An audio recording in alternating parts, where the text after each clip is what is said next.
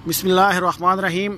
ये मेरे पास सोकिया का टोटल स्टेशन CX105 है और इस वीडियो में मैं देखूंगा कि सोकिया के CX105 से हम एरिया कैसे कैलकुलेट करते हैं। तो उसमें वीडियो को शुरू करने से पहले मैं आप लोगों को थोड़ा बताता चलूँ कि हो सकता है कुछ रिकॉर्डिंग में या कुछ अगर रह जाता है तो उसके लिए मैं एडवांस से सॉरी करता हूँ, क्योंकि मेरे साथ कोई आदमी खड़ा नहीं है, मैं अकेला खुद से ये वीडियो रिकॉर्ड कर रहा हूँ। तो उसके लिए आप इंस्ट्रूमेंट को ऑन करें तो ये आपके सामने डिस्प्ले आ जाएगा। तो इसमें मेन्यू बार जो मैंने सेट की हुई है पेज 2 के ऊपर, तो ये F1 से आप मेन्यू में जाएंगे। तो इसमें अगर आप वापस जाएं तो ये कंटिन्यू हम लोग पीछे करते हुए आ रहे हैं। लास्ट मेरा जो वीडियो था वो REM पे था और अभी ये जो वीडियो है ये एरिया कैलकुलेशन पे है। तो मैं जैसे ही आप एरिया कैलकुलेशन पे आते हैं तो आपको ये आप देखें तो साइड में डिस्प्ले के ऊपर नज़र भी आ रहा है कि एरिया क्या है, कि आप पॉइंट को मेजर करेंगे और उसके बाद आपको जो है वो एरिया कैलकुलेट हो जाएगा। तो चले मैं इसको देख लेता हूँ कि इसमें कैसे एरिया कैलकुलेट करेंगे। तो उसके लिए क्या करना है कि आप कर्सर को एरिया के ऊपर ला के इंटर की प्रेस करेंगे तो इस तरह आप एरिया के अंदर इंटर हो जाएंगे। और उसके बाद इसमें भी पहले की तरह वो सबसे ऊपर है ऑक्यूपाइड ओरिएंटेशन, तो हमें ओरिएंटेशन सेट नहीं करनी, हम लोग डायरेक्ट इससे एरिया ले रहे हैं। इससे क्या होगा कि भाई ये एरिया तो दे देगा लेकिन जो कोऑर्डिनेट होंगे वो सेम नहीं होंगे। तो अगर वो आप इनको पॉइंट को रिकॉर्ड करके इंपोर्ट करेंगे तो आपको कोऑर्डिनेट सही नहीं देंगे अगर आपका एरिया सही तरह से ओरिएंटेशन सेट नहीं है, अगर आपका इंस्ट्रूमेंट कोऑर्डिनेट के हिसाब से सेट नहीं है। तो क्योंकि मैंने सिर्फ इस वीडियो के अंदर से ही बताना है कि हम लोग टोटल स्टेशन से एरिया कैसे कैलकुलेट करेंगे।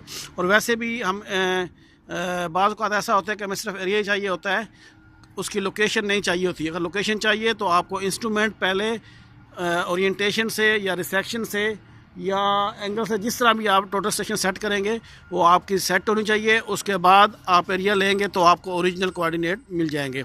तो चले मैं इसमें एरिया कैलकुलेशन में इंटर होता हूँ। कर्सर को इसके ऊपर लाने के बाद मैं ये इंटर की प्रेस करता हूँ। तो जैसे ही मैंने इसके ऊपर इंटर की प्रेस की तो इसमें ये अगर आप देखें ये कुछ आगे ऑप्शन आ गया है 1 2 3 4 5, ये इसके नंबर्स हैं पॉइंट्स के। तो अगर आपके पास ये पॉइंट्स ऑलरेडी इंस्ट्रूमेंट के अंदर सेव हैं तो आप सिंपली इनको लोड करते जाएंगे और लोड करने के बाद आप उन पॉइंट्स के हिसाब से अपना एरिया कैलकुलेट कर लेंगे। लेकिन मैं यहाँ पे साइड से ऊपर पॉइंट लूँगा क्योंकि मेरी जो इंस्ट्रूमेंट है वो उस तरह सेट नहीं हुई। तो मैं पहले क्या करता हूँ कि मैं कोई भी 3 पॉइंट्स या 4 पॉइंट्स या कुछ भी पॉइंट्स मैं ले लेता हूँ। तो उसके लिए क्या है कि मैं कोई एक पॉइंट फोकस करता हूँ। फोकस करने के बाद ये F4 के ऊपर है ऑब्जर्वेशन, तो F4 मैंने प्रेस किया तो इसने मुझे वो सामने जो कंटेनर नज़र आ रहा है उस कंटेनर के किसी एक पॉइंट के मुझे कोऑर्डिनेट दे दिए हैं। तो उसके बाद मैं क्या करूँगा, इनको F3 की मदद से मेजर करूँगा या आप डायरेक्ट इसको ओके भी प्रेस कर सकते हैं और F4 से मैं इसको ओके करता हूँ। तो ये आप देख लें कि मेरे पास PT01 ये पहला पॉइंट आ गया है। इसके बाद मैं सेकंड पॉइंट कोई भी लेता हूँ, तो मैं ये कंटेनर का कॉर्नर ही ले लेता हूँ।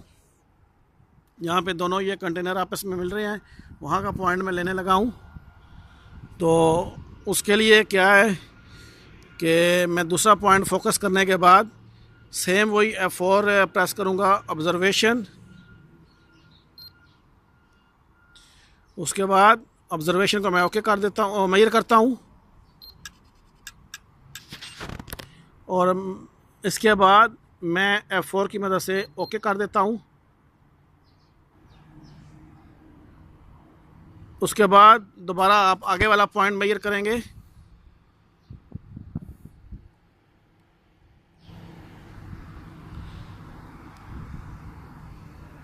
मेजर, उसके बाद ओके। तो ये 3 पॉइंट मेरे पास आ गए हैं। अभी आप 3 पॉइंट से एरिया कैलकुलेट कर सकते हैं क्योंकि एक ट्रायंगल की शेप बन गई है। और अगर आपको चाहिए कि मैं और पॉइंट लेना चाहता हूँ तो आप जैसे जैसे आपकी साइड के ऊपर पॉइंट होंगे तो वो पॉइंट आप लेते जाएं। मैं सामने ये फेंस लगी हुई है तो ये फेंस का भी पॉइंट ले लेता हूँ।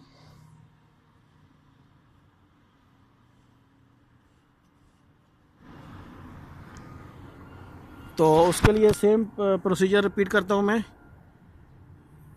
F4 से ऑब्जर्वेशन और F3 से मेजर, और ये हमारे पास 4 नंबर पॉइंट आ गया है। तो इसको मैं ओके कर देता हूँ। उसके बाद मैं एक और पॉइंट ले लेता हूँ। ये पॉइंट जैसे मैंने लाइका के टोटल स्टेशन में बताया था, आपके जितने भी पॉइंट्स हो वो आप ले सकते हैं। मैं यहाँ पे फ़िलहाल 5 या 6 पॉइंट लेने वाला हूँ। तो आप नेक्स्ट पॉइंट ले लें। जैसे ही आप उसको फोकस कर लेते हैं, उसके बाद सेम F4 ऑब्जर्वेशन और मेजर और ओके। अभी आप ये देखें, जैसे जैसे आप पॉइंट लेते जा रहे हैं, 5 पॉइंट हो चुके हैं। इनके साथ ये ऑप्शन चल रहा है कैलकुलेट का। अगर आपको आपके जैसे ही आपके पॉइंट कंप्लीट हो जाते हैं तो आप कैलकुलेट करेंगे तो वो आपको एरिया दे देगा। और अगर आप कंटिन्यू आप पॉइंट्स को लेते जाएंगे तो ये पॉइंट पीटी जो है ये आपके ऐड होते जाएंगे। तो मैं यहीं पे इसको बेहतर है कि रोक लेता हूँ। उसके लिए मैं F2 प्रेस करूँगा, कैलकुलेट। तो इसमें अगर आप देखें तो वो सबसे ऊपर बता रहा है कि मैंने 5 पॉइंट दिए थे, और इन 5 पॉइंट के अंदर जो स्लोप एरिया है वो 13.129 है, और जो हॉरिजेंटल एरिया है वो 13.386 है।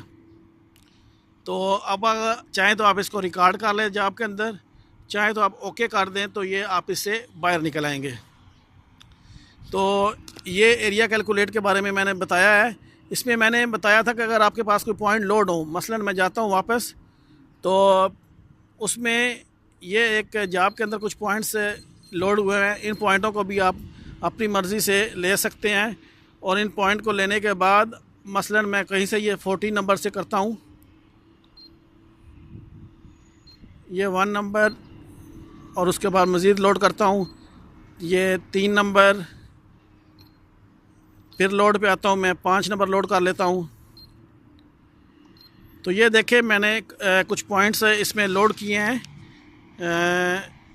शायद मैं कैमरे से दिखा नहीं सका, मैं और पॉइंट लोड कर सकता हूँ। तो F1 लोड, तो यहाँ पे वो लिस्ट खुल गई है जो पॉइंटों की है। ये इस की मदद से मैं नीचे आता हूँ, तो मैं यहाँ पे 7 नंबर पॉइंट को ले लेता हूँ। तो उसके लिए इंटर।